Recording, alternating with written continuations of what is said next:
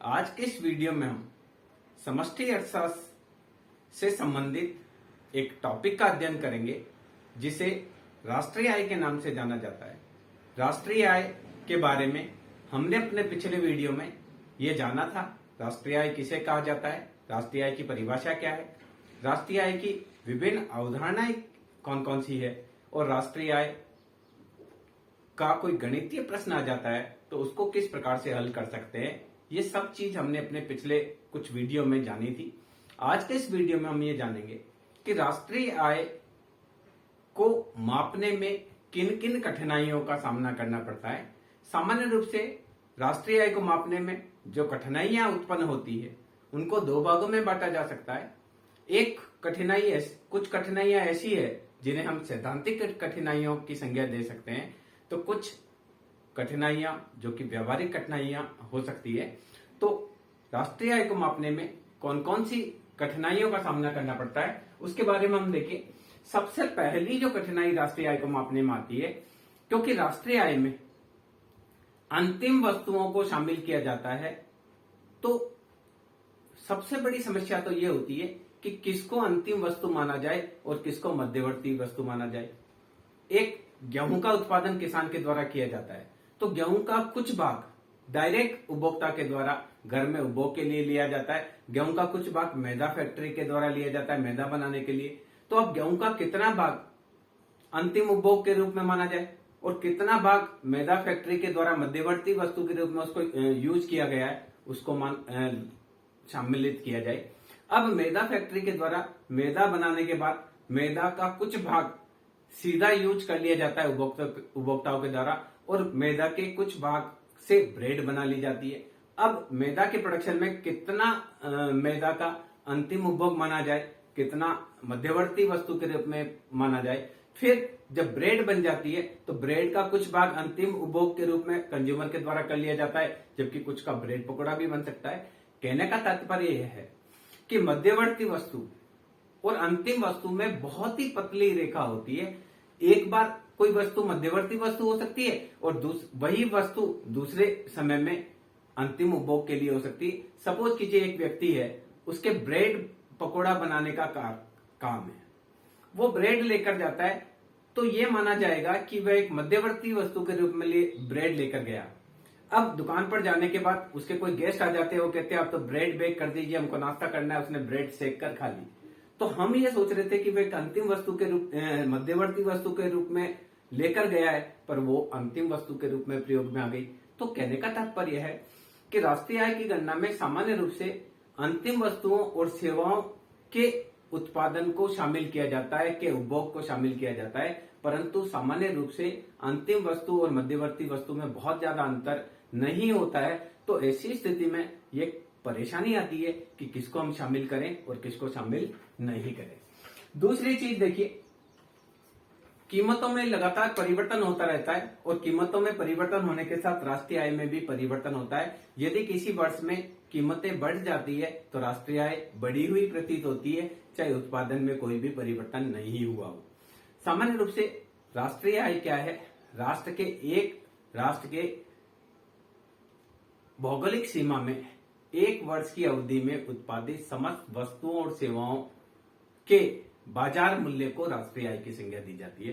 पर कई बार क्या होता है, उत्पादन में तो कोई परिवर्तन नहीं हुआ या हो सकता है उत्पादन पहले की तुलना में कम हो गया हो, पर कीमतें बहुत तेजी से बढ़ी और कीमतें बढ़ने की वजह से राष्ट्रीय आय में वृद्धि हो जाती है। तो ऐसी स्थिति में ये लगता है कि राष्ट्रीय आय बढ़ रही है तो देश आर्थिक विकास कर रहा है, पर वास्तविक रूप में देखा जाए तो देश का आर्थिक विकास नहीं हो रहा है, क्योंकि राष्ट्रीय आय में वृद्धि केवल कीमतों में होने वाली वृद्धि के साथ हुई है। यदि वस्तु और सेवाओं का उत्पादन बढ़ता है, उसकी वजह से राष्ट्रीय आय में वृद्धि होती है, तो हम बोलते हैं कि देश आर्थिक प्रगति के पथ पर गतिशील है। परंतु कई बार ऐसा होता है कि केवल वस्तुओं और सेवाओं की कीमतों में होने वाली वृद्धि के साथ ग्रोथ रेट बढ़ जाती है, जबकि वास्तविक रूप से वस्तुओं और सेवाओं का उत्पादन नहीं बढ़ता है। तो ये भी एक सैद्धांतिक समस्या आती है राष्ट्रीय आय के आकलन में। तीसरी हम देखेंगे, बहुत सारी वस्तुएं ऐसी है, बहुत सारे काम ऐसे हैं जिनको प्रतिफल रहित सेवाएं, यानी ऐसे कार्य जिनके बदले कोई भुगतान नहीं किया जाता है, उनको राष्ट्रीय आय में शामिल किया जाए या नहीं किया जाए, ये एक बहुत विचारणीय प्रश्न है। बहुत सारी सेवाएं ऐसी है जिनके बदले हमको कुछ भुगतान नहीं करना पड़ता है। आप हॉस्पिटल में जाएंगे तो आपको डॉक्टर फ्री देखेगा, दवाई भी आपको फ्री दे देगा, केवल 10 रुपए की आपने पर्ची कटाई और डॉक्टर आपको देखेगा। जबकि सामान्य रूप से आप अगर बाहर दिखाने जाए तो डॉक्टर आपसे 250 रुपए या 500 रुपए फीस ले लेगा। तो बहुत सारी ऐसी चीजें जो प्रतिफल रहित सेवाएं हैं जिसके बदले में हमको कोई भुगतान नहीं करना पड़ता है, इस प्रकार की सेवाओं को राष्ट्रीय आय में शामिल किया जाए या नहीं किया जाए। एग्जाम्पल के लिए एक किसान है, किसान के फसल कटाई का समय, उसी समय उसके बहन के 2 लड़के आते हैं और 10 दिन वो भी फसल कटाई में सहयोग देते हैं। बदले में चूंकि वो उनके बहन के लड़के हैं, भांजे हैं, तो प्रतिफल में किसान को कुछ नहीं देना होता है। तो ऐसी स्थिति में अगर वो भांजे उसके नहीं आए होते और उसने 2 मजदूर रखे होते और 500 रुपए प्रतिदिन के हिसाब से 1000 रुपए मजदूरी दी होती, तो उसको 10 दिन में 10,000 रुपए देने होते थे। पर चूंकि वो उसके बहन के लड़के थे, भांजे उसके पास आए और उन्होंने उसको फसल कटाई में सहयोग कर दिया, तो किसान को कुछ भी भुगतान नहीं करना पड़ा। जबकि उसके भांजों के द्वारा जो काम किया गया वो भी एक सेवा के रूप में था। तो कई प्रकार की ऐसी सेवाएं होती है जिनके बदले भुगतान नहीं करना होता है। और यही अगर भांजे किसी दूसरे किसान के खेत में कटिंग करने जाते और दूसरे किसान के भांजे एक किसान के खेत में कटिंग करने आते, दोनों एक दूसरे को 10-10 हजार रुपए देते तो राष्ट्रीय आय में शामिल होता। परंतु वह स्वयं के मामा के खेत में काम करते हैं तो वह राष्ट्रीय आय में शामिल नहीं होता है। तो ये थोड़ी सी समस्या है कि ऐसी सेवाएं जिसके बदले में कोई प्रतिफल का भुगतान नहीं किया जाता है, तो उन सेवाओं को राष्ट्रीय आय में शामिल किया जाए या नहीं किया जाए। मान लीजिए एक डॉक्टर है, वो फ्री में पेशेंट्स को देखता है और दिन भर में 100 पेशेंट वह देखता है और किसी से भी कोई फीस नहीं लेता है। जबकि उसके जगह अगर कोई दूसरा डॉक्टर होता और प्रति मरीज अगर 250 रुपए कलेक्ट करता, तो हो सकता है वो डॉक्टर 100 मरीजों से 25,000 रुपए इकट्ठे कर लेता। जबकि दूसरा डॉक्टर है, बिना किसी निस्वार्थ भाव से फ्री ऑफ चार्ज देखता है। तो ऐसी स्थिति में उस डॉक्टर की जो सेवाएं हैं उसमें सेवाओं का उत्पादन तो हुआ है, परंतु चूंकि उसने कोई प्रतिफल नहीं लिया है तो उसको राष्ट्रीय आय में शामिल नहीं किया जाता है। जबकि दूसरे डॉक्टर ने प्रतिफल लिया है, उसकी सेवाओं को राष्ट्रीय आय में शामिल किया जाता है। तो ये प्रतिफल रहित सेवाएं हैं उनको राष्ट्रीय आय में शामिल किया जाए या नहीं किया जाए, ये एक बहुत बड़ी समस्या इसमें होती है। अगली राष्ट्रीय आय को मापने में अगली जो समस्या या कठिनाई उत्पन्न होती है वो दोहरी गणना की समस्या होती है। सामान्य रूप से राष्ट्रीय आय में केवल अंतिम वस्तुओं और सेवाओं को ही शामिल किया जाता है। तो संभव है कई बार डबल एंट्री की संभावना हो सकती है। एक किसान के द्वारा हो सकता है गेहूं का उत्पादन किया हो, वहां से उत्पादन का डाटा ले लिया गया हो, इस गेहूं से मैदा उत्पादित की गई, मैदा का डाटा कलेक्ट कर लिया गया हो, फिर मैदा से ब्रेड बनाई गई, ब्रेड का वापस डाटा कलेक्ट कर लिया गया हो। तो एक ही गेहूं, वो गेहूं का उत्पादन राष्ट्रीय आय में जुड़ गया। उसके बाद मैदा के उत्पादन को जब राष्ट्रीय आय में जोड़ते हैं तो फिर वापस वो गेहूं जुड़ गया। फिर मैदा के बाद ब्रेड बनती है, वापस उस गेहूं का मूल्य वापस जुड़ जाता है। ब्रेड के बाद ब्रेड पकौड़ा बनता है, वापस उस गेहूं का मूल्य उसमें जुड़ जाता है। यानी एक ही वस्तु की बार बार गणना करने की डबल बार गणना करने की संभावना होती है। जैसे कपास से रुई बनती है, रुई से कपड़ा बनता है, कपड़े से रेडीमेड कपड़े हमारे जो है शर्ट और पैंट बनते हैं। तो संभव है एक बार कपास के उत्पादन को जोड़ लिया जाए, उसके बाद रुई के उत्पादन में भी कपास के वैल्यू को जोड़ लिया जाए, उसके बाद धागा बनता है तो धागे के उत्पादन में भी कपास का उत्पादन जुड़ जाए, धागे से कपड़ा बनता है तो कपड़े के उत्पादन में भी कपास का मूल्य जुड़ जाए। इस प्रकार से दोहरी गणना की संभावना होती है, क्योंकि कपास का जितना उत्पादन हुआ उसमें से कितना कपास के रूप में यूज कर लिया गया, कितना रुई के रूप में यूज किया गया, कितना धागा बनाकर यूज किया गया, कितना कपड़ा बनाकर यूज किया गया, इन सब की गणना करना बहुत ही मुश्किल होता है। तो सामान्य रूप से जब राष्ट्रीय आय की गणना की जाती है तो उसमें दोहरी गणना की संभावनाएं बनी रहती है। इसके अलावा राष्ट्रीय आय में विदेशी कंपनियों की आय या विदेशी व्यक्तियों की आय को शामिल किया जाए या नहीं किया जाए, यह भी एक पारिभाषिक प्रॉब्लम इस राष्ट्रीय आय में रहती है। कुछ विचारक ये कहते हैं कि विदेशी व्यक्ति के द्वारा देश के अंदर उत्पादन किया गया है तो इनकी आय को राष्ट्रीय आय में शामिल करना चाहिए। जबकि कुछ विचारक या कुछ जो सिद्धांत है उसके आधार पर यह माना जाता है क्योंकि जो कि विदेशी व्यक्तियों के द्वारा हमारे यहाँ उत्पादन किया गया है, परंतु उस उत्पादन से प्राप्त आय को वह अपने देश में लेकर जाना चाहता है, तो इसलिए हमारे देश में राष्ट्रीय आय, उस व्यक्ति की आय को हमारे देश की राष्ट्रीय आय में नहीं जोड़ा जाना चाहिए। तो ये एक ऐसी समस्या है। इसी प्रकार से विदेशी कंपनियों के द्वारा जो आय का सृजन किया जाता है वो देश में उत्पादित वस्तुओं और सेवाओं के मध्य से आय का सृजन किया जाता है, तो सैद्धांतिक रूप से उसे देश की राष्ट्रीय आय में जोड़ा जाना चाहिए, क्योंकि देश की भौगोलिक सीमा में जो भी वस्तु और सेवाओं का उत्पादन होता है उसे राष्ट्रीय आय में जोड़ा जाता है। परंतु उस विदेशी कंपनियों के द्वारा जो भी आय का सृजन किया जाता है, जो लाभ का सृजन किया जाता है, प्राय उस लाभ को विदेशी कंपनियों के द्वारा अपने देश में लेकर जाया जाता है। इस कारण से उसे वो हमारी राष्ट्रीय आय का एक भाग होते हुए भी उसका जो भी फायदा है वो देश को नहीं मिलता है। तो कुछ विचारक ये मानते हैं कि विदेशी व्यक्तियों और विदेशी कंपनियों की आय को राष्ट्रीय आय में नहीं जोड़ा जाना चाहिए, जबकि उत्पादन दृष्टिकोण के हिसाब से विदेशी कंपनी और विदेशी लोगों की आय को राष्ट्रीय आय में शामिल करना चाहिए, क्योंकि देश की भौगोलिक सीमा में उत्पादन हुआ है, वस्तु का रूप में हुआ हो या सेवाओं के रूप में हुआ। तो ये भी एक प्रॉब्लम आती है। नेक्स्ट जो प्रॉब्लम ये आती है, अगली आती है कि स्वयं रोजगार। कुछ लोग स्वरोजगार करते हैं, जैसे एक व्यक्ति पान की दुकान खोलता है, वो उसका खुद का रोजगार है। एक व्यक्ति सब्जी बेचता है, वो उसका खुद का रोजगार है। कोई व्यक्ति किराने की शॉप खोलता है, वो उसका खुद का रोजगार है। तो समाज में बहुत सारे व्यक्ति होते हैं जो खुद के रोजगार के स्वरोजगाररत होते हैं। कोई पान बनाने का काम करता है, कोई मटका बनाने का काम करता है, कोई कारपेंटरी का काम करता है। तो जो सेल्फ एम्प्लॉयड पर्सन है, जिन्होंने खुद को खुद ही रोजगार दिया हुआ है, उनकी आय का सही प्रकार से आकलन किया जाना बहुत ही मुश्किल होता है, क्योंकि सामान्य रूप से जो व्यक्ति अपना रोजगार करते हैं वो हिसाब किताब नहीं रखते हैं, तो वर्ष के दौरान उनको कितनी इनकम हुई है इसका आकलन किया जाना संभव नहीं होता है। जो रोजगाररत होते हैं, जो नौकरी पेशा लोग होते हैं, उनकी आय का तो समंक प्राप्त कर लिया जाता है कि कितना उनको वेतन मिला है, कितना उनको अन्य भत्ते मिले हैं, चाहे वो प्राइवेट सेक्टर में काम करे चाहे सरकारी सेक्टर में काम करे।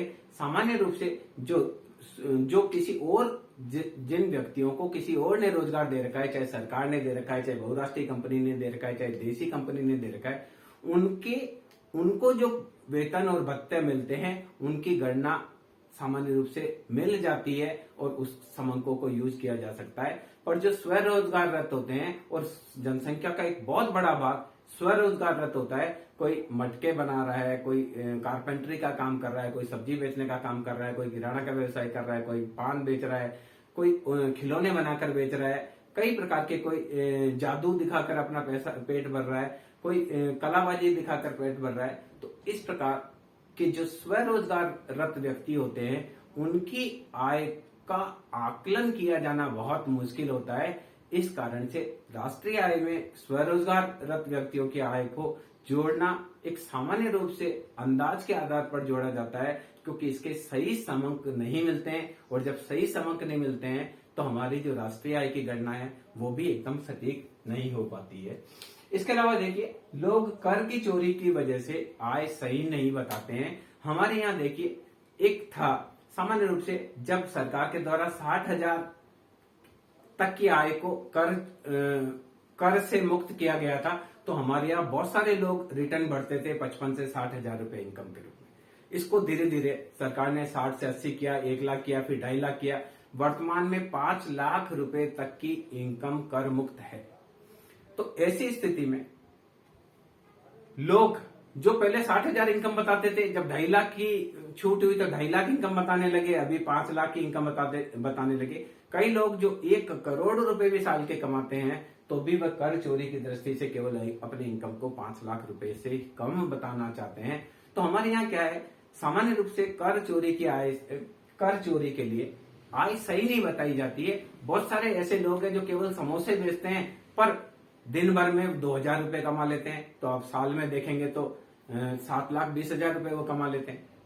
पर वो इनकम जब बताना चाहेंगे, जब रिटर्न भरेंगे, तो वो इनकम अपने 2.5 लाख, 3 लाख या 4 लाख या 5 लाख से कम ही बताएंगे। इसी प्रकार से बहुत सारे ऐसे हैं, बहुत सारे चाय वाले भी ऐसे हैं जो 10 लाख रुपए तक कमा लेते हैं। समोसे कचौरी बेचने वाले साल भर में 20-20, 30-30 लाख रुपए तक कमा लेते हैं। पर कर की चोरी की दृष्टि से वह सामान्य रूप से आय सही नहीं बताते हैं। जिनकी सरकारी नौकरी होती है या जिनकी कारपोरेट सेक्टर में नौकरी होती है, उनको तो आय सही बताना एक मजबूरी होती है। पर जो स्वरोजगार व्यक्ति होते हैं, सामान्य रूप से वह कर की चोरी की दृष्टि से आय को सही नहीं बताते हैं। इस कारण से राष्ट्रीय आय के आंकड़े सही प्राप्त नहीं होते हैं।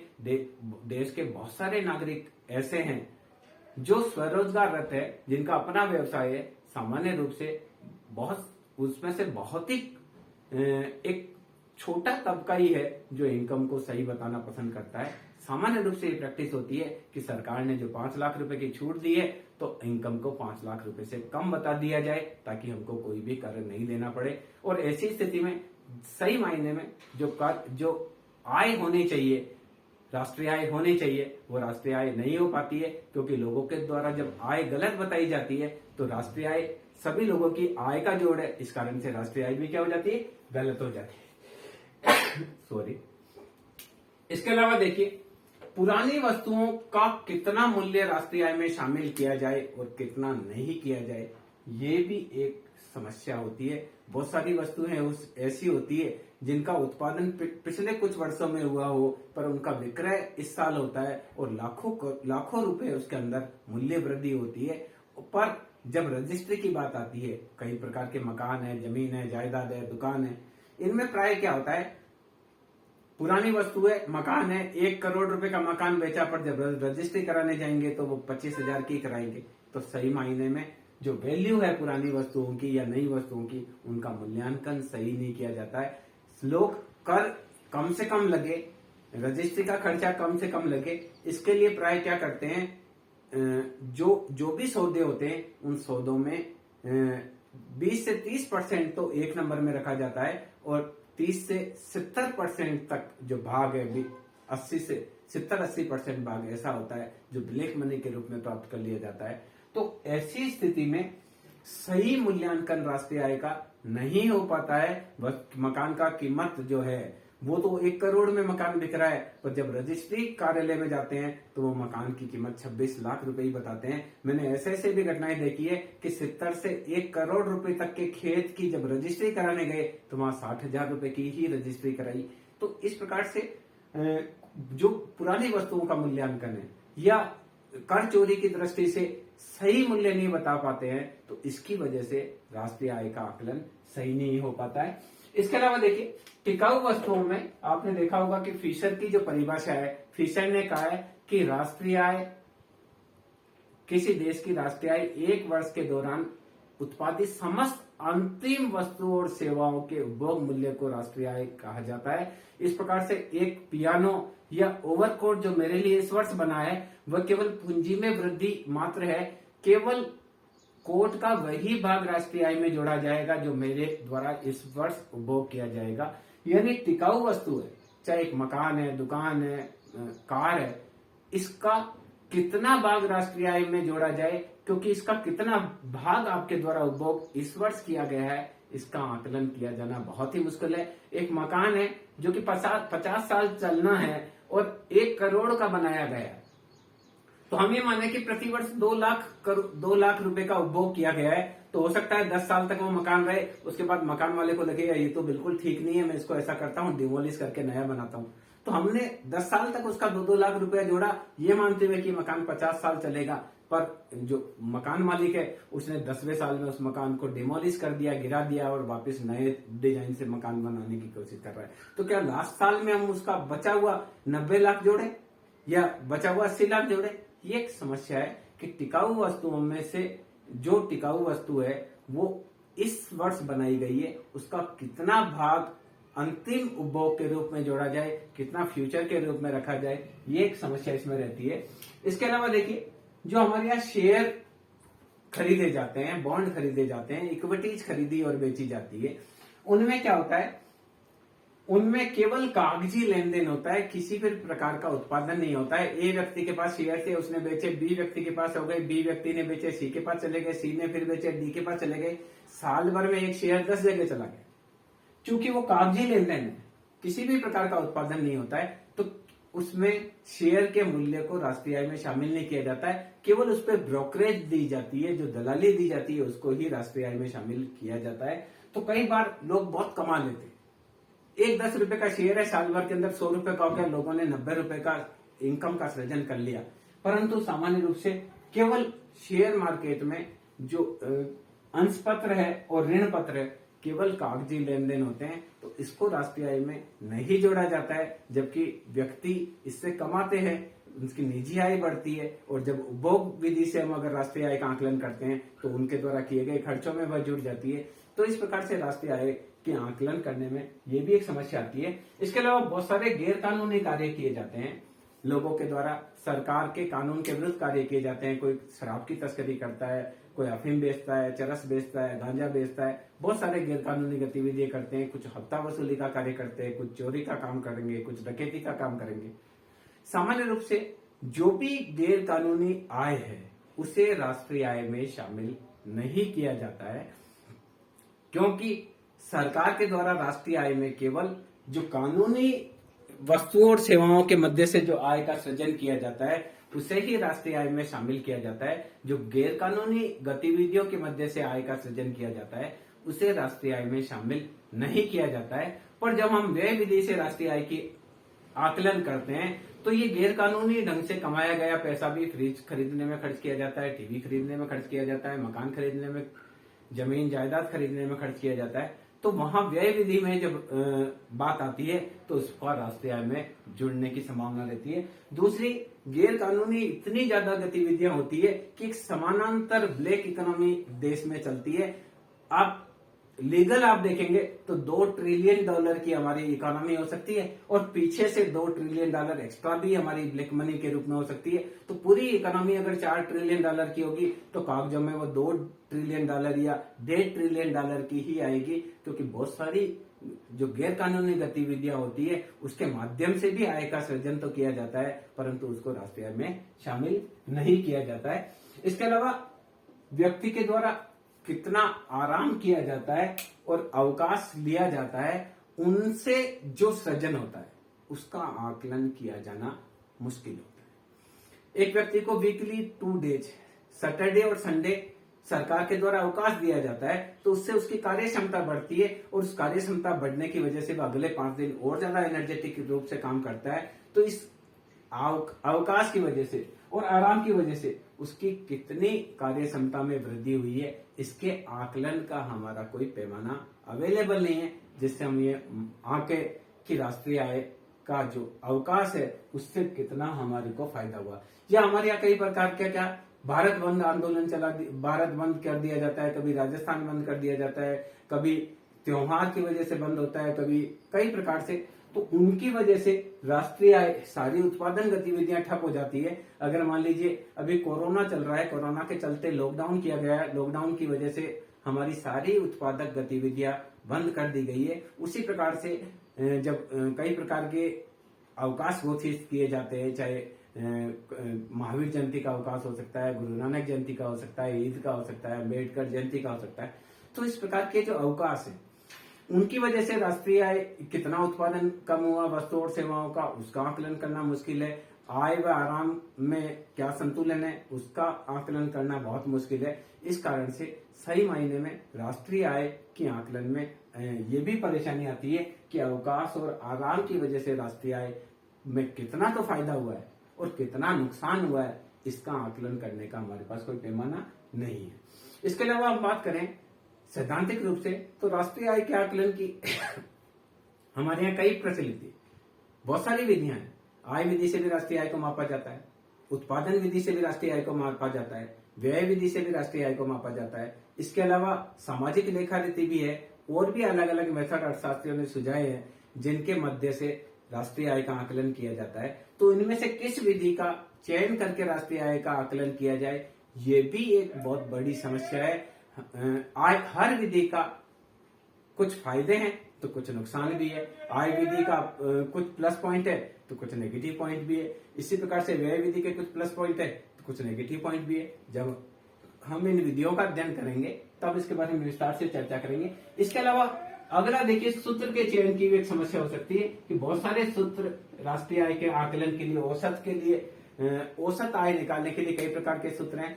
समांतर माध्य हो सकता है, हरात्मक माध्य हो सकता है, गुणोत्तर माध्य हो सकता है। तो राष्ट्रीय आय का आकलन करते समय औसत आय किस प्रकार से निकाली जाए, ये सूत्र के चयन की समस्या हो सकती है। तो इसका तात्पर्य है कि राष्ट्रीय आय जो है उसके आकलन का कार्य बहुत बड़ा कार्य है।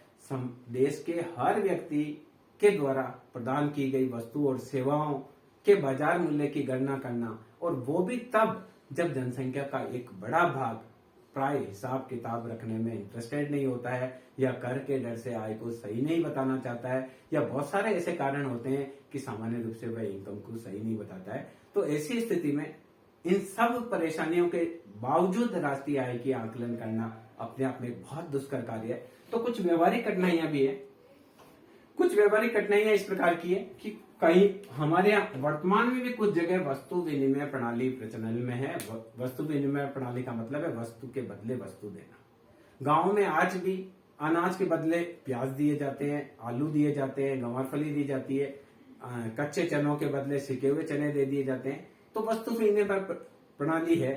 तो इस वस्तु विनिमय प्रणाली में वस्तु के मूल्य का आकलन नहीं हो पाता है, इस कारण से वह राष्ट्रीय आय में नहीं जुड़ पाता है। ये भी एक समस्या है कि पूरी तरह से अभी भी मॉनेटरी सिस्टम में पूरी की पूरी इकोनॉमी नहीं आई है। हालांकि स्वतंत्रता के बाद भारत ने काफी मात्रा में मुद्रा का प्रचलन किया, छापा, और मुद्रा गांव गांव में पहुंच गई है।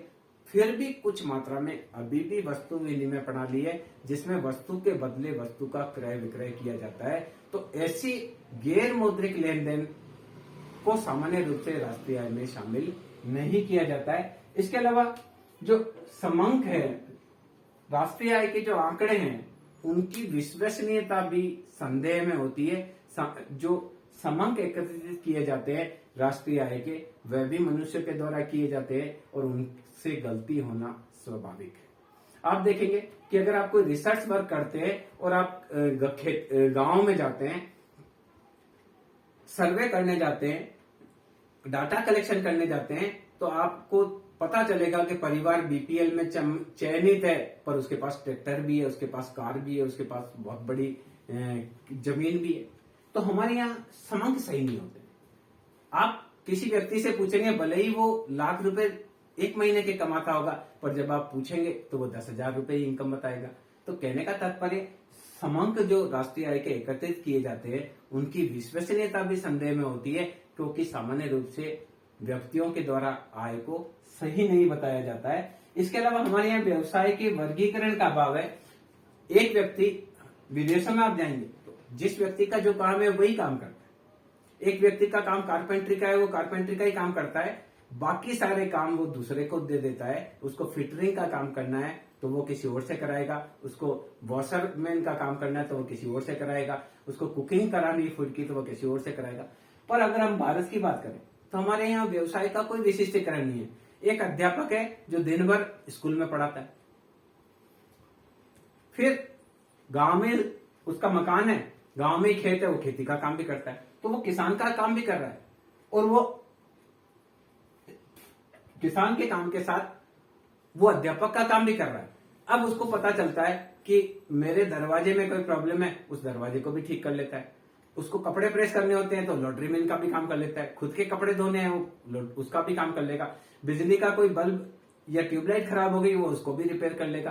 तो हमारे यहाँ व्यवसाय में विशिष्टीकरण नहीं, एक ही व्यक्ति कई तरह के काम करता है। वो टीचिंग भी कर रहा है, वो इलेक्ट्रीशियन का काम भी कर रहा है, वो नल खराब हो गया उसको ठीक करने का भी काम कर रहा है, फिटरिंग का काम भी कर रहा है, वो अपने कपड़े धोकर वॉशरमैन का भी काम कर रहा है, वो खेती में जाकर किसान का भी काम कर रहा है। तो जब व्यवसाय विशिष्टीकरण नहीं होता है तो उस व्यक्ति की आय, कौन सी आय को जोड़ा जाए? वो अध्यापक के रूप में इनकम को जोड़ा जाए, किसान के रूप में इनकम को जोड़ा जाए, इलेक्ट्रीशियन के रूप में जो काम कर रहा है उसको जोड़ा जाए, या फिटर के रूप में जो काम कर रहा है उसको जोड़ा जाए? ये बहुत अधिक समस्या होती है, क्योंकि व्यवसाय में विशिष्टीकरण नहीं है। एक ही व्यक्ति के द्वारा कई प्रकार के व्यवसाय किए जाते हैं। इस वजह से जो इनकम है उसकी सही नहीं पता चल पाती है, क्योंकि वह खुद के काम के लिए कर रहा है।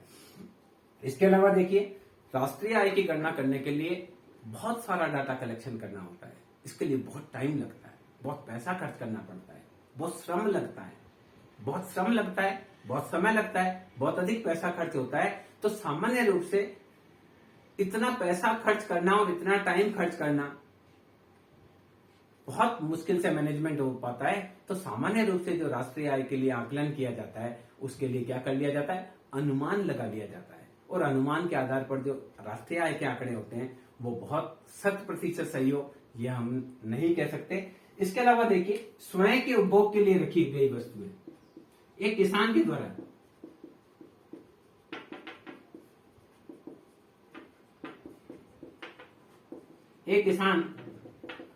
जितना अनाज का उत्पादन होता है उसका कुछ भाग वो खुद रख लेता है।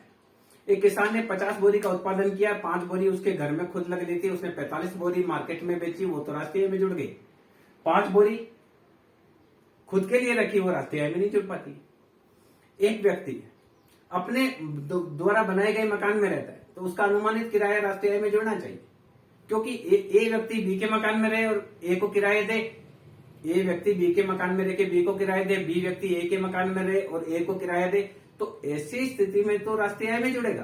पर ए व्यक्ति ए के मकान खुद के मकान में रह रहा है, बी व्यक्ति खुद के ही मकान में रह रहा है, तो ऐसी स्थिति में वह चीज राष्ट्रीय आय में नहीं जुड़ेगी। तो ये एक प्रॉब्लम है कि स्वयं के उपभोग के लिए एक किसान स्वयं के उपभोग के लिए अनाज रखता है, एक डॉक्टर अपने बच्चे का इलाज करता है, एक टीचर अपने बच्चे को पढ़ाता है। तो इनकी जो सेवाएं हैं उनको राष्ट्रीय आय में जोड़ा जाए या नहीं जोड़ा जाए, क्योंकि दोनों एक दूसरे का काम करते हैं। मान लीजिए ए और बी टीचर है, ए के बच्चे को बी पढ़ाता है, बी के बच्चे को ए पढ़ाता है, ऐसी स्थिति में दोनों के काम को राष्ट्रीय आय में जोड़ा जाता है। पर ए अपने बच्चे को पढ़ाता है, बी अपने बच्चे को पढ़ाता है, तो उनके काम को राष्ट्रीय आय में नहीं जोड़ा जाता है। ये भी एक समस्या राष्ट्रीय आय में रहती है। तो बहुत सारी ऐसी चीजें हैं जिसकी वजह से राष्ट्रीय आय के आकलन में समस्या होती है। पर फिर भी राष्ट्रीय आय का जब आकलन किया जाता है तो वह एक हमें देश की आर्थिक प्रगति के सूचक के रूप में होता है। तो हम उसके बारे में जानेंगे कि राष्ट्रीय आय के आकलन के महत्व कौन कौन से हैं, क्या फायदे हैं राष्ट्रीय आय को मापन करने के। तो यहां देखिए, हमने लिया है सबसे पहली चीज जो है, राष्ट्रीय आय के मापन से अर्थव्यवस्था की आर्थिक प्रगति की जानकारी होती है। यदि किसी देश की राष्ट्रीय आय लगातार बढ़ रही है, इसका मतलब देश के द्वारा आर्थिक प्रगति की जा रही है। तो राष्ट्रीय आय में जो वृद्धि हुई है, अब देश में पॉपुलेशन के हिसाब से जनसंख्या कितनी बढ़ी, कितने उद्योग बढ़े, कितने व्यापार वाणिज्य बढ़ा, इन सब का एक निचोड़ के रूप में प्रगति का मापक राष्ट्रीय आय होता है। तो किसी भी देश की आर्थिक स्थिति क्या है, देश विकसित है, देश विकासशील है या देश अविकसित है, इन सब की जानकारी राष्ट्रीय आय के माध्यम से की जाती है।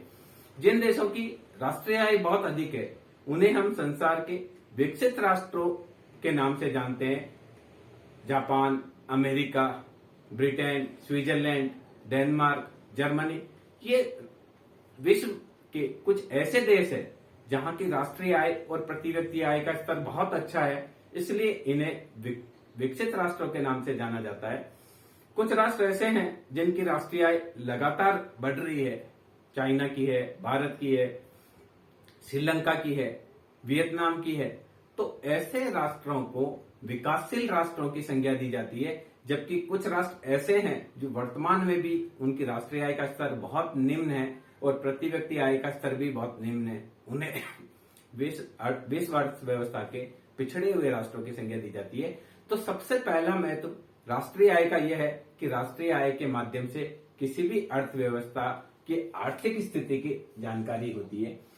दूसरी चीज, सरकार की जो भी आर्थिक नीतियों का निर्धारण सरकार के द्वारा किया जाता है उसमें राष्ट्रीय आय बहुत अधिक महत्वपूर्ण भूमिका अदा करती है। सरकार के द्वारा विभिन्न क्षेत्रों में जो बजट का एलोकेशन किया जाता है, आर्थिक नीति का निर्धारण किया जाता है, उसमें राष्ट्रीय आय बहुत बड़ी भूमिका अदा करती है। राष्ट्रीय आय के माध्यम से सरकार को विभिन्न सेक्टरों में होने वाली प्रगति और आवश्यकता का अंदाज होता है, उस हिसाब से सरकार के द्वारा संसाधनों का आवंटन किया जाता है। तो सरकार की जो आर्थिक नीति है उसके निर्माण में राष्ट्रीय आय बड़ी भूमिका अदा करती है। 1990 के आसपास हमारा विदेशी मुद्रा भंडार बिल्कुल नीचे गिर गया था और ऐसी स्थिति हो गई थी कि तत्कालीन समय में जब देश के प्रधानमंत्री चंद्रशेखर थे, उस समय देश का 40 टन सोना हमको बैंक ऑफ इंग्लैंड के पास गिरवी रखना पड़ा था। उस समय हमारा विदेशी मुद्रा भंडार इतना कम हो गया था कि अगले 3 महीनों के लिए आयात का भुगतान करने के लिए भी हमारे पास पैसा नहीं था। उस समय तत्कालीन समय में राष्ट्रीय आय की स्थिति और देश की स्थिति को देखते हुए उनके बाद जो गवर्नमेंट आई मनमोहन सिंह वाली, उनमें सरकार की आर्थिक नीति चेंज की। सरकार ने एलपीजी की नीति अपनाई, लिबरलाइजेशन, प्राइवेटाइजेशन एंड ग्लोबलाइजेशन की नीति अपनाई, जबकि उससे पहले हम क्लोज इकोनॉमी मॉडल पर कार्य करते थे। तो कहने का तात्पर्य है किसी देश की राष्ट्रीय आय के माध्यम से देश की आर्थिक नीति का भी निर्धारण किया जाता है। हाल ही में सरकार के द्वारा आत्मनिर्भर भारत की बात कल्पना की जा रही है। वो सब देश की राष्ट्रीय आय को 3 ट्रिलियन और 4 ट्रिलियन डॉलर के पास लेकर जाने के हिसाब से सरकार के द्वारा कई प्रकार की ऐसी योजनाएं चलाई जा रही है। तो इस आधार पर ये कह सकते हैं कि देश की जो राष्ट्रीय आय है वो आर्थिक नीति के निर्धारण में भी बहुत अधिक महत्वपूर्ण भूमिका अदा करती है। इसके अलावा देखिए, राष्ट्रीय आय के वितरण में भी राष्ट्रीय आय का आकलन बहुत इंपॉर्टेंट होता है। जब भी कोई उत्पादन गतिविधि होती है तो उसमें उत्पादन के कई साधन काम में लिए जाते हैं, भूमि, पूंजी, श्रम, प्रबंध, साहस, जिन्हें इन 5 साधन मुख्य रूप से हम मानते हैं। तो भूमि को कितना लगान दिया जाना है, पूंजी को किस रेट से ब्याज दिया जाना है, मजदूर की मजदूरी क्या होगी, प्रबंधक का वेतन क्या होगा और साहसी का लाभ का प्रतिशत क्या होगा, इन सभी चीजों का निर्धारण राष्ट्रीय आय के आधार पर किया जाता है। सरकार राष्ट्रीय आय के आंकड़ों को देखकर हर 6 महीने में या त्रिमाही में जो भी बैंक रेट्स है, रेपो रेट है, रिवर्स रेपो रेट है, इन सबको उनकी समीक्षा करती है, मौद्रिक नीति की समीक्षा करती है। तो इन सब में राष्ट्रीय आय बहुत इंपॉर्टेंट होती है। सरकार के द्वारा जो न्यूनतम मजदूरी दर निर्धारित की जाती है उसमें भी राष्ट्रीय आय के समंक बहुत इंपॉर्टेंट भूमिका अदा करते हैं। तो सरकार के द्वारा विभिन्न क्षेत्रों में जो आर्थिक प्रगति का मूल्यांकन किया जाता है वह भी राष्ट्रीय आय के समंकों के माध्यम से किया जाता है।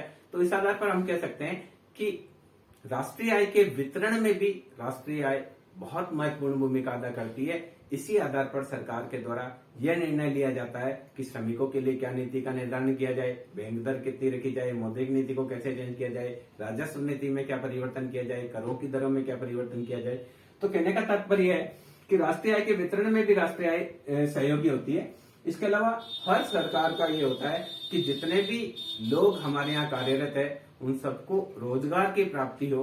तो इस दृष्टि से राष्ट्रीय आय के आधार पर यह निर्णय लिया जाता है कि किन किन क्षेत्रों में कितना रोजगार सृजन किया जाना है, कितना उद्योगों के सेक्टर में रोजगार का सृजन किया जाना है, कितना परिवहन के सेक्टर में रोजगार का सृजन किया जाना है, कितना कृषि के माध्यम से हो पाएगा। ये सारी चीजें राष्ट्रीय आय के माध्यम से निर्धारित की जाती है। जब राष्ट्रीय आय के समंक प्राप्त होते हैं तो उसमें विभिन्न क्षेत्रों की प्रगति का मूल्यांकन किया जाता है और उस आधार पर यह लगाया जाता है आइडिया कि कौन सा क्षेत्र हमारा विकसित हो रहा है, किसके विकास की दर कम है, कौन से क्षेत्र में विकास की दर अधिक है, कौन से क्षेत्र में हम आयात पर अधिक निर्भर है, कौन से क्षेत्र से हम निर्यात अधिक कर रहे हैं। इन सभी के आधार पर सरकार के द्वारा रोजगार नीति का निर्धारण करके ये प्रयास किया जाता है कि देश के युवाओं को अधिक से अधिक रोजगार की प्राप्ति हो। तो इस आधार पर हम ये कह सकते हैं कि रोजगार के निर्धारण में भी राष्ट्रीय आय के समंक महत्वपूर्ण भूमिका अदा करते हैं। इसके अलावा देखिए, देश में कई राज्य होते हैं, जैसे भारत है उसमें कई राज्य है, तो उसमें क्षेत्रीय असमानता भी होती है। देश के कुछ राज्य तेजी से विकसित कर रहे हैं। आप बात करेंगे महाराष्ट्र की, कर्नाटक है, तमिलनाडु है, आंध्र प्रदेश है, केरल है, ये राज्य तेजी से विकसित हो रहे हैं। इसी प्रकार से कुछ राष्ट्र ऐसे हैं जो विकास की गति में धीमे हैं। हम बात करें राजस्थान की, बिहार की, मध्य प्रदेश, छत्तीसगढ़, ऐसे कुछ राज्य हैं जिनकी विकास की गति कम है। तो राष्ट्रीय आय के समंकों के आधार पर सरकार का ये प्रयास रहता है कि सभी राज्यों को विकास के लिए समान अवसर की प्राप्ति हो। तो सरकार क्षेत्रीय असमानता को दूर करने के लिए जिन राज्यों में विकास की दर कम होती है वहां पर ज्यादा बजट का आवंटन करती है। वहां उद्योगों, वहां बहुराष्ट्रीय कंपनियों को और देशी कंपनियों को निवेश करने के लिए प्रोत्साहित करने के लिए सरकार के द्वारा नीतियां बनाई जाती है। क्योंकि अगर क्षेत्र विशेष का ही विकास होता है तो आर्थिक असंतुलन उत्पन्न हो जाता है। सपोज कीजिए महाराष्ट्र में बहुत ज्यादा औद्योगिक विकास हुआ तो पूरे भारत से जो पब्लिक है वो धीरे धीरे महाराष्ट्र में जाएगी रोजगार की तलाश में। तो ऐसी स्थिति में वहां पर अर्बनाइजेशन ज्यादा होगा, गंदी बस्तियों का निर्माण होगा। तो इन सभी चीजों से छुटकारा पाने के लिए और संपूर्ण देश का संतुलित आर्थिक विकास करने की दृष्टि से सरकार के द्वारा राष्ट्रीय आय के माध्यम से उन क्षेत्रों का विकास करने के लिए विशेष प्रयास किए जाते हैं जो कि आर्थिक विकास की दृष्टि से थोड़ा निम्न स्तर पर होते हैं। तो इस आधार पर हम कह सकते हैं कि सरकार के द्वारा संतुलित क्षेत्रीय असमानता को दूर करने के लिए भी राष्ट्रीय आय के माध्यम से प्रयास किए जाते हैं, क्योंकि राष्ट्रीय आय के समंकों के माध्यम से ये स्पष्ट रूप से पता चल जाता है कि किन क्षेत्रों में विकास की दर ठीक है, किन क्षेत्रों में और अधिक ध्यान दिए जाने की आवश्यकता है। इसके अलावा अगर हमको विभिन्न देशों की आपस में तुलना करनी है, सामान्य रूप से प्रत्येक देश के द्वारा राष्ट्रीय आय का आकलन 1 वर्ष की अवधि में किया जाता है। तो अगर हमको तुलना करनी है भारतीय अर्थव्यवस्था की पाकिस्तान की अर्थव्यवस्था से तो हम राष्ट्रीय आय के समंकों के आधार पर कर सकते हैं। भारतीय अर्थव्यवस्था की तुलना जापान की अर्थव्यवस्था से करनी हो, ब्रिटेन की अर्थव्यवस्था से करनी हो, अमेरिका की अर्थव्यवस्था से करनी हो, रशिया की अर्थव्यवस्था से करनी हो, चाइना की अर्थव्यवस्था से करनी हो, तो इन सभी का आधार राष्ट्रीय आय होता है। जीडीपी ग्रोथ जो है, सकल राष्ट्रीय उत्पादन में वृद्धि दर है, इन वृद्धि दर के आधार पर विभिन्न अर्थव्यवस्थाओं की प्रगति दर का मूल्यांकन किया जाता है। वर्तमान में जब कोरोना संकट के चलते भारतीय अर्थव्यवस्था में वृद्धि दर ऋणात्मक रही है और चाइनीज अर्थव्यवस्था में 70% वृद्धि दर बढ़ी है, तो इस आधार पर यह लगाया जाता है आधार कि चाइना बड़ी तेजी से विकास कर रहा है, जबकि भारत का जो विकास है वह रुक गया है, थोड़ा सा एक बार के लिए लड़खड़ा गया है, कमजोर हो गया है। तो ये सभी चीजें विभिन्न देशों के आपस में आर्थिक प्रगति की तुलना करनी हो, विभिन्न देशों की आर्थिक स्थिति की आपस में तुलना करनी हो, इन सभी के लिए राष्ट्रीय आय ही एकमात्र ऐसे समंक है जिसके माध्यम से तुलना की जा सकती है। आज अमेरिका की प्रति व्यक्ति आय और भारत की प्रति व्यक्ति आय के आधार पर हम तुलना करके बता सकते हैं कि एक औसत अमेरिकी का जीवन स्तर, अमेरिका के लोगों का जीवन स्तर भारतीय लोगों के जीवन स्तर से बहुत अधिक उच्च है। जहां भारतीय लोगों को दोपहिया वाहन भी सबको अवेलेबल नहीं है, वहां अमेरिका की जो प्रति व्यक्ति आय उस आधार पर हर व्यक्ति के पास कार है और कई परिवार तो ऐसे हैं जिनके पास 2 से 3 तक कार है। तो कहने का तात्पर्य, 2 देशों की आर्थिक प्रगति की तुलना करनी हो या 2 देशों की आपस में तुलना करनी हो, उसमें भी राष्ट्रीय आय के समंक बहुत महत्वपूर्ण भूमिका अदा करते हैं। इसके अलावा देखिए, सरकार के द्वारा एग्रीकल्चर के संबंधित कोई नीति निर्धारित करनी है, सरकार के द्वारा कृषि के विकास से संबंधित कोई निर्णय लिया जाना है, उसमें भी राष्ट्रीय आय के समंक बहुत महत्वपूर्ण भूमिका अदा करते हैं। सरकार ये डिसाइड करती है कि हमको सिंचाई की सुविधाएं कौन कौन सी लेनी है, कौन कौन सी तकनीक लेनी है, कौन सा बीज यूज करना है, कितना फर्टिलाइजर्स यूज करना है, कितना जैव फर्टिलाइजर्स यूज करना है। इन सभी निर्णय का आधार राष्ट्रीय आय के समंक ही होते हैं। इसी प्रकार से सरकार बार बार नई नई औद्योगिक नीति बनाती है और उद्योगों के विकास के लिए विभिन्न प्रकार की सरकार के द्वारा छूट प्रदान की जाती है। तो ये सारे समंक भी राष्ट्रीय आय से ही लिए जाते हैं। राष्ट्रीय आय में प्रतिवर्ष हर क्षेत्र में कितना उत्पादन हुआ, कितना मूल्य का सृजन हुआ, कितना मूल्य बढ़ा हुआ, ये सारे समंक कलेक्ट किए जाते हैं। इस आधार पर सरकार के द्वारा डिसाइड किया जाता है। तो जितनी भी औद्योगिक नीति है, इनका बेस भी राष्ट्रीय आय ही होता है। इसके अलावा सरकार के द्वारा जो विदेशी व्यापार किया जाता है, उसका भी निर्णय राष्ट्रीय आय के आधार पर किया जाता है। सरकार को लगता है कि लगातार किसी देश के साथ हमारा विदेश व्यापार लगातार बिछड़ रहा है, तो सरकार ये प्रयास करती है कि इस देश से जो हम चीज आयात कर रहे हैं, उन वस्तुओं का कैसे देश में ही उत्पादन हो, ताकि हमारी आयात पर निर्भरता बहुत कम हो। एग्जाम्पल के लिए, हमारी पेट्रोलियम पदार्थ पर बहुत ज्यादा निर्भरता है और हमारा आयात का बिल में सबसे बड़ा भाग पेट्रोलियम पदार्थ का होता है, तो वर्तमान में सरकार के द्वारा देश में अधिक से अधिक इलेक्ट्रिक व्हीकल चले, इस हेतु प्रयास किए जा रहे हैं। इसके माध्यम से सरकार का यह मानना है कि अगले 5 साल में हम 20% भी पेट्रोल का आयात कम कर पाएंगे तो देश की अर्थव्यवस्था के लिए संजीवनी बूटी की तरह काम करेगा। तो कहने का तात्पर्य है कि सरकार को कृषि से संबंधित, उद्योग से संबंधित, पशुपालन हो, विदेश व्यापार हो, वाणिज्य हो, यातायात हो, किसी भी प्रकार, चाहे स्वास्थ्य से संबंधित हो, चाहे शिक्षा से संबंधित हो, सभी प्रकार के जो निर्णय होते हैं उसमें राष्ट्रीय आय के समंक बहुत अधिक महत्वपूर्ण भूमिका अदा करते हैं। इसके अलावा देश में कितना व्यापार का विस्तार हुआ, व्यापार का कितना विकास हुआ, व्यापार और वाणिज्य किस स्थिति में है, आने वाले समय में आज की स्थिति को देखते हुए व्यापार में फर्दर ग्रोथ होगी या उसमें डेप्रिसिएशन आने की संभावना है, मंदी आने की संभावना है, इन सभी समंकों का विश्लेषण राष्ट्रीय आय के माध्यम से किया जाता है। तो इस आधार पर कह सकते हैं कि किसी भी देश की आर्थिक स्थिति का बैरोमीटर के रूप में राष्ट्रीय आय काम करती है। राष्ट्रीय आय में होने वाली वृद्धि निरंतर उच्च जीवन स्तर को बताती है, देश की आर्थिक प्रगति को बताती है, देश की खुशहाली को संकेत करती है और आर्थिक कल्याण में होने वाली वृद्धि को बताती है। तो किसी भी देश की आर्थिक स्तर की जानकारी भी राष्ट्रीय आय के माध्यम से होती है।